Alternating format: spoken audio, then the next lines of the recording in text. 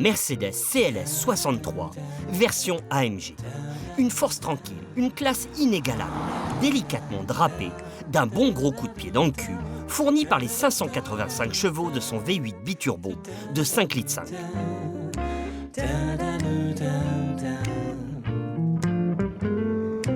Mais fit des débats sur la puissance de la technique, des chiffres, fit d'une possible mais improbable concurrence, car ce week-end s'annonçait délicieusement épicurien. Le soleil, la vie, la nature, tout semblait nous sourire à pleines dents. Mais qu'est-ce qu'il peut bien vouloir nous dire? Je sais pas, mon Moon, on y va?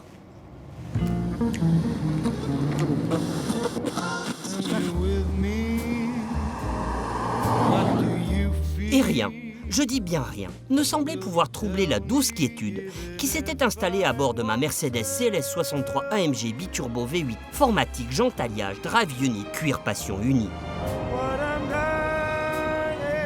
Rien sauf... Écoute, t'entends pas? Mon cœur qui bat? Mais non, un truc, une vibration, un machin. Moumoun, ça recommence. Oh non! Oh non, pas encore! Ah si, et puis je peux te dire, c'est du gros ce coup-ci. On y va.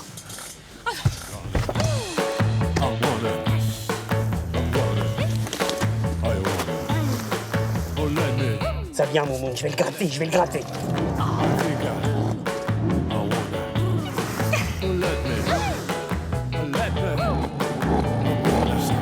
Bon ok, a priori ce devait être le week-end de la trêve. Mais c'est quand même pas une saloperie de scotter qui pue, fût-il de 188 cm3, qui allait me pourrir la vie.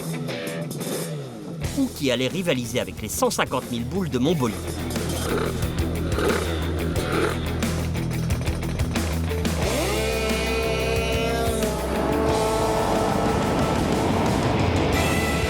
Pourtant, à partir du baisser de drapeau, je sais plus bien ce qui s'est passé.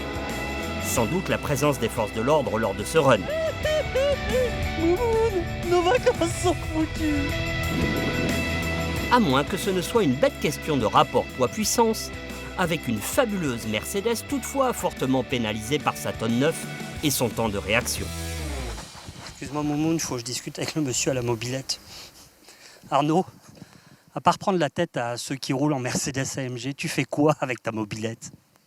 Je fais des compétitions de drag scoot. Ça consiste en quoi, le drag scoot? C'est tout simple en fait, c'est de partir de zéro et d'aller aux 200 mètres le plus vite possible. Quand on est normalement constitué, on aime plutôt prendre des gros moteurs pour battre tout le monde. C'est quoi cette idée de partir sur des moteurs de mobilette? Tout simplement parce que c'est un deux temps hyper léger et donc du coup on a un rapport poids-puissance qui équivaut à 1. Alors c'est un moteur de base nitro 50 cm3. Du coup là on a un twin kit Bidalo 188 cm3 boosté avec des carburateurs de 34 et de l'essence bien sûr VP Racing qui a un indice d'octane beaucoup plus élevé que la normale. Le tout pour arriver à quelle puissance? 60 chevaux pour 60 kg. On est à 6 secondes 6 et 164 km/h. C'est ton record personnel? C'est mon record personnel et pour l'instant en France pas égalé. Et en sensation de pilotage, ça donne quoi? C'est un peu flottant, sachant que la roue avant ne touche pas le sol pendant environ 80 mètres. Alors la technique de pilotage, c'est super simple. Il ne faut pas toucher au guidon, déjà. C'est-à-dire que c'est le corps qui va déporter la moto. Le moment crucial, c'est le démarrage. Ça nous accélère tellement fort qu'on peut avoir les pieds qui ripent des cale-pieds. Et si on n'est pas très bien droit au déparrage, on part sur le côté et là, on n'arrive pas à redresser. Je crois que tu as un petit projet, c'est pas seulement de faire que du dragster, non? Non, là on part sur du land speed, ça se passe au lac Salé aux États-Unis avec un 50 cm3 moteur usine de chez Bidalo qui développe 21 chevaux pour aller atteindre 138 km/h. Ça va le faire facile? Ça devrait le faire. On croise les doigts. J'ai l'habitude d'essayer tout ce que je viens voir. Tu prêtes? Ouais, on va essayer ça. Tu me laisses 2 secondes, Moumoun, je reviens. Bon, Monaco pouvait bien attendre 5 minutes et 1 à 2 runs sur l'engin le plus rapide au monde pour livrer pizza et autres sushis. J'ai tombé le costard pour enfiler mon habit de lumière, non sans appréhension. Une lichette d'essence qui explose fort, un coup de démarreur comme sur les vrais dragsters, et quelques prières plus tard, j'étais enfin assis sur le pétard à mèche, modèle Mammouth.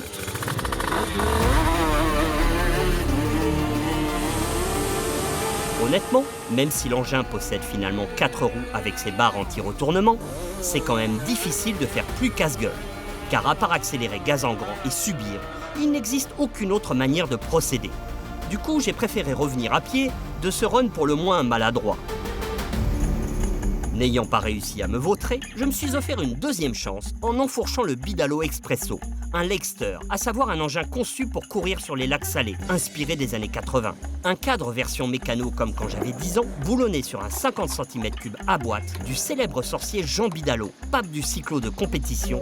Après l'homme canon, l'homme Bidalo Expresso. Et c'est parti pour tenter de battre le record de 138 km/h détenu par Cathy et Van Butler sur leur Aprilia modifié. À bord, la sensation est juste magique. La position vous propulse vers les immenses étendues salées de Bonneville, théâtre de tous les exploits les plus incroyables en matière de vitesse absolue.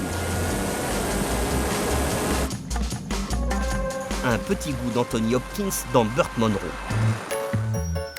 Tiens, à force de faire des allers-retours au soleil couchant, j'en aurais presque oublié mon week-end à Monaco, moi.